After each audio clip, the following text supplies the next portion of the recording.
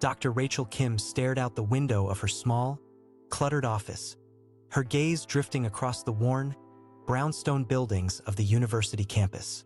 The familiar sight was a comforting distraction from the chaos that had been unfolding in her life. It was the 7th day since the anomalies began. At first, they were dismissed as glitches, minor distortions in the fabric of reality. But as the distortions grew more frequent and intense, the scientific community was thrown into a frenzy. Equipment malfunctioned, causing equipment to vanish or reappear in unexpected locations. The physical laws that govern the universe seemed to be unraveling. Rachel, a renowned physicist, had been recruited by the government to lead a team of experts to investigate and contain the anomalies. But as the distortions intensified, Rachel began to suspect that the anomalies were not random events, but a symptom of a far more sinister phenomenon. Her thoughts were interrupted by a knock on the door. It was her colleague, Dr. John Taylor, a soft-spoken mathematician with an unruly beard. "Rachel, we've got a problem," John said, his eyes wide with concern. "The distortions are getting stronger. We've lost 3 more researchers in the past hour. I think we're running out of time." Rachel's grip on her coffee mug tightened as she turned away from the window. "How much time?" she asked, her voice steady despite the growing sense of unease. John hesitated before speaking. "Based on our current projections, maybe hours, maybe less." Rachel's eyes narrowed as she processed the implication. They were running out of time to prevent a catastrophic destabilization of the fabric of reality. She could feel the weight of responsibility settling onto her shoulders. "Get the team together," she instructed John, her voice firm and resolute. "We need to reassess our approach. We can't afford to waste any more time." As John hurried out of the office, Rachel's gaze fell upon the scattered notes and equations covering her desk. Theories and hypotheses swirled in her mind, but she knew they were grasping at straws. The anomalies defied explanation, and the team's efforts to understand them had been in vain. The sound of footsteps and murmured conversations grew louder as the team assembled in the cramped office. Rachel took a deep breath, her mind racing with the possibilities. "All right, let's start from the beginning," she announced, her voice cutting through the chatter. "What do we know for certain? What can we prove?" Dr. Maria Rodriguez, a brilliant young theorist, spoke up. "We know the anomalies are linked to energy fluctuations in the quantum field, but we can't pinpoint the source or the mechanism." Rachel nodded, her eyes scanning the room. "What if we're thinking about this the wrong way? What if the anomalies aren't a result of a malfunction, but a message?" The room fell silent, the team exchanging skeptical glances. But Rachel's eyes locked onto John's, and she saw a flicker of understanding. "A message from where?" John asked, his voice barely above a whisper. Rachel's gaze drifted back to the window, her mind racing with the implications. "That's what we need to find out." As the team began to murmur and speculate, Rachel raised her hands, calling the room to order. "Let's not get ahead of ourselves. We need to establish a framework for understanding this message.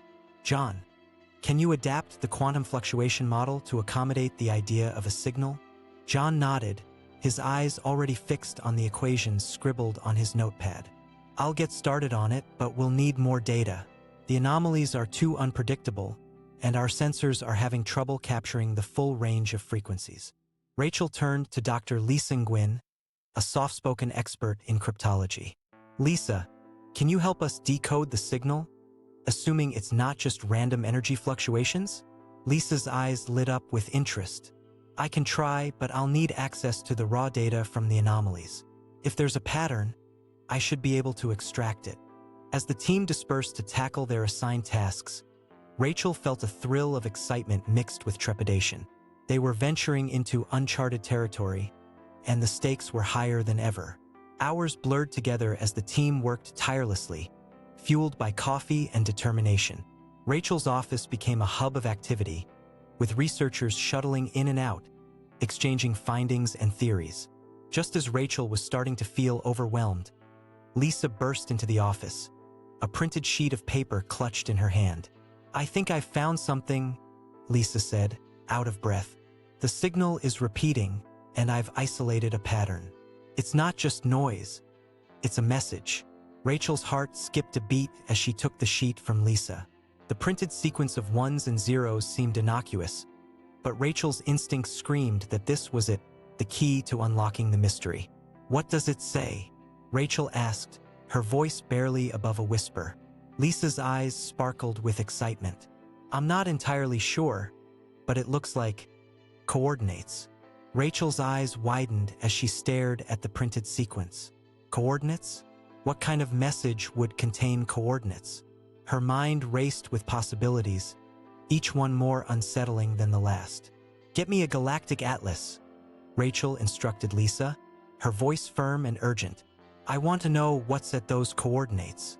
Lisa nodded and hurried out of the office, returning minutes later with a worn, leather-bound book. Rachel's hands trembled slightly as she opened the atlas, the yellowed pages crackling with age. The coordinates led them to a small, unremarkable star system on the edge of the galaxy. Rachel's heart sank as she recognized the system. It was one of the most inhospitable regions of space, a place where even the hardiest of explorers feared to tread. "This can't be a coincidence," Rachel muttered, her mind reeling with the implications. "Someone or something is trying to communicate with us, and they're pointing us to—" She trailed off, her gaze meeting John's across the room. His eyes reflected her own sense of trepidation. "The Devourer's Zone," John whispered, his voice laced with dread. Rachel's thoughts flashed back to the ancient myths and legends, the horrors that lurked in the darkest corners of the galaxy. The Devourer, a region of space where stars and planets vanished without a trace, where the fabric of reality seemed to unravel. "What do we do?" Lisa asked, her voice barely above a whisper. Rachel's jaw set in determination. "We have to investigate. We owe it to ourselves, to humanity, to uncover the truth." The team exchanged glances, their faces set with resolution. They knew what lay ahead, the unknown, the uncharted, and the unspeakable. But they also knew that they had no choice. The message had been received, and they were duty-bound to respond. "We need to assemble a team," Rachel announced, her voice firm. "We'll prepare the ship, gather our gear, and get ready to face whatever is out there." The room fell silent, the only sound the soft rustle of papers and the hum of machinery. The fate of humanity hung in the balance, and Rachel knew that they were about to embark on a journey that would change the course of history forever. As the team dispersed to prepare for the mission, Rachel felt a sense of trepidation wash over her. She knew that they were taking a huge risk, venturing into the unknown, but she also knew that they had no choice. The message was too cryptic, too intriguing, to ignore.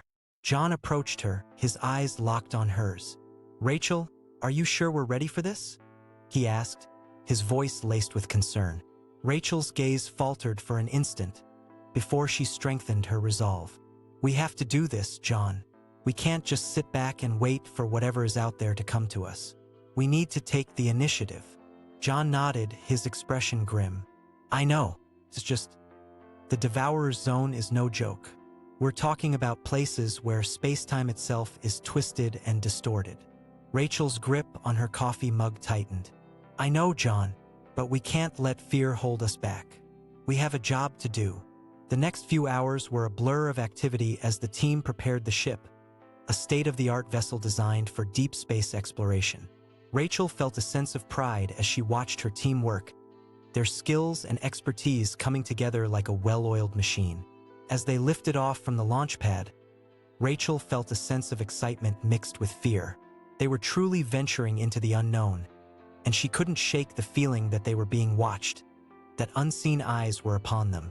The ship broke through the atmosphere, and the stars began to twinkle like diamonds against the blackness of space.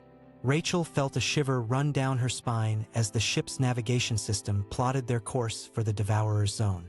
"We're on our way," the ship's AI, an androgynous voice, announced. Rachel took a deep breath, her heart pounding in her chest. They were about to cross into the unknown, and she knew that nothing would ever be the same again.